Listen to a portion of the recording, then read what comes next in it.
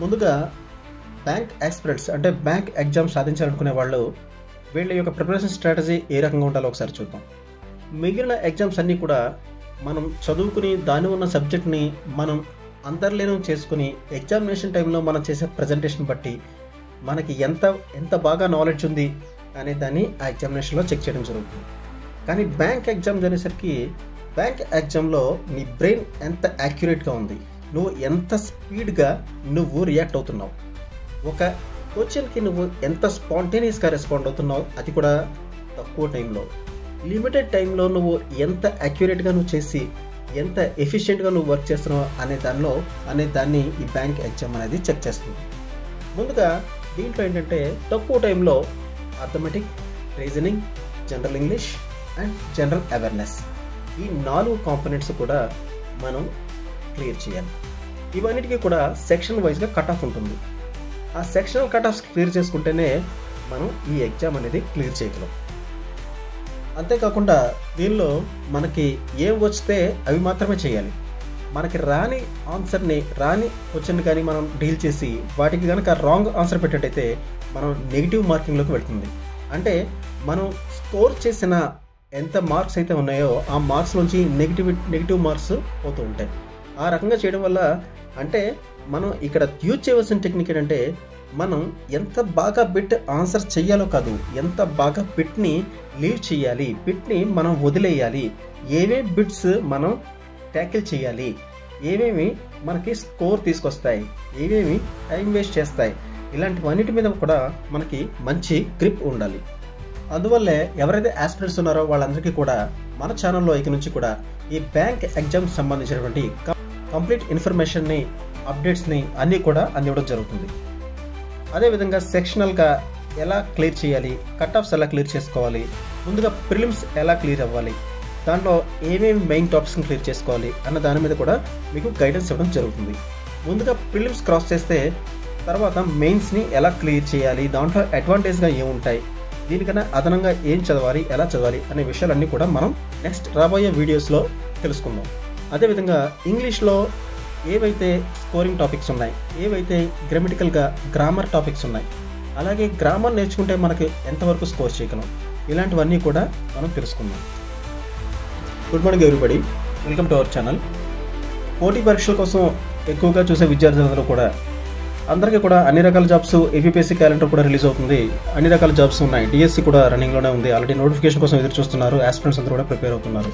అలాగే ఎప్పుడెప్పుడు ఎదురు చూస్తున్నటువంటి బ్యాంక్ ఎగ్జామ్స్ కండక్ట్ చేసే ఐబీపీఎస్ వాళ్ళు రీసెంట్గా ఒక షెడ్యూల్ రిలీజ్ చేశారు. ఐబీపీఎస్ అంటే మీకు ఆల్రెడీ తెలుసు, institute of banking personal selection. ఇది ఒక కామన్ ఎగ్జామినేషన్ సెంటర్, అంటే అన్ని బ్యాంక్స్కి కలిపి ఒక కామన్గా ఒక ఎగ్జామ్ మాత్రం కండక్ట్ చేస్తారు. ఆ ఎగ్జామ్లో ప్రిలిమ్స్ అండ్ మెయిన్స్ అనే 2 టైప్స్లో ఎగ్జామ్స్ ఉంటాయి. ఇవి పూర్తిగా కంప్యూటర్ బేస్డ్ ఎగ్జామ్స్. ఈ కంప్యూటర్ బేస్డ్ టెస్ట్తో ఈ ఎగ్జామ్లో ప్రిలిమ్స్ క్వాలిఫై అయిన వాళ్ళు మెయిన్స్కి అటెండ్ అవుతారు. ఆ విధంగా వాళ్ళకు వచ్చినటువంటి స్కోర్స్ అన్ని కూడా ఒక స్కోర్ కార్డ్ రూపంలో మనకు ఒక రిజర్వేషన్ కేటగిరీ ప్రకారం వాళ్ళని ఇంటర్వ్యూకి పిలుస్తారు. దాంట్లో ఆఫీస్ అసిస్టెంట్ అంటే clerks and officers, professional officers, PO and clerk అని చెప్పేసి 2 టైప్స్ ఆఫ్ కేటగిరీస్ ఉంటాయి. క్లర్క్కి అయితే ఇంటర్వ్యూ కూడా ఉండదు, మనకి రిటర్న్ టెస్ట్లో వచ్చినటువంటి మార్కుల ఆధారంగానే వాళ్ళకి జాబ్ అనేది అలాట్ చేస్తారు. వాళ్ళు రిలీజ్ చేసినటువంటి క్యాలెండర్ ప్రకారం చూస్తే దీంట్లో ఆర్ఆర్బి అండ్ పిఎస్బి. ఆర్ఆర్బి అంటే రీజనల్ రూరల్ బ్యాంక్స్, అంటే మన తెలుగులో చెప్పుకోవాలంటే మన గ్రామీణ ప్రాంతాల్లో ఉన్నటువంటి బ్యాంక్స్. అలాగే పిఎస్బిస్ అంటే పబ్లిక్ సెక్టర్ బ్యాంక్స్. ఇవన్నీ కూడా అన్ని నేషనలైజ్డ్ బ్యాంక్స్, కమర్షియల్ బ్యాంక్స్ ఇవన్నీ కూడా దీంట్లో వస్తాయి ఎక్సెప్ట్ ఎస్బీఐ. ఈ ఆర్ఆర్బిస్లో 2 టైప్స్ ఆఫ్ కేటగిరీస్లో ఉన్నాయి. ఒకటి officer scale 1, 2 office assistants. And దీంట్లో ఆఫీసర్ స్కేల్ 2, స్కేల్ 3 అనేవి ఆల్రెడీ జాబ్ చేస్తున్న వాళ్ళకి ఉన్నటువంటి ఎక్స్పీరియన్స్ ఆధారంగా వాళ్ళకి ఇస్తున్నారు. సో మనం ముందుగా కాన్సన్ట్రేషన్ చేయవలసింది officer scale 1 and office assistants. Scale 1 officer అంటే ఇది ప్రొఫెషనల్ ఆఫీసర్, దీనికి ఇంటర్మీడియట్ మరియు గ్రాడ్యుయేషన్ ఉత్తీర్ణత కలిగి ఉండాలి. అలాగే ఆఫీస్ అసిస్టెంట్స్ అంటే క్లర్క్, దీనికి కూడా డిగ్రీ ఉత్తీర్ణత కలిగి ఉండాలి. ఈ రెండింటికి కూడా ప్రిలిమినరీ మరియు మెయిన్స్ ఎగ్జామినేషన్స్ కండక్ట్ చేస్తారు. ప్రిలిమినరీ పాస్ అయిన వాళ్ళు మెయిన్కి అపియర్ అవుతారు, మెయిన్స్ కూడా క్లియర్ అయిన వాళ్ళకి, క్లర్క్స్కి అయితే మెయిన్స్ క్లియర్ అయిన వెంటనే వాళ్ళకి వచ్చినటువంటి మార్కుల ఆధారంగా ఒక స్కోర్ కార్డ్ ఇష్యూ చేసి ఆ స్కోర్ కార్డ్ ప్రకారం జాబ్ ఇస్తారు.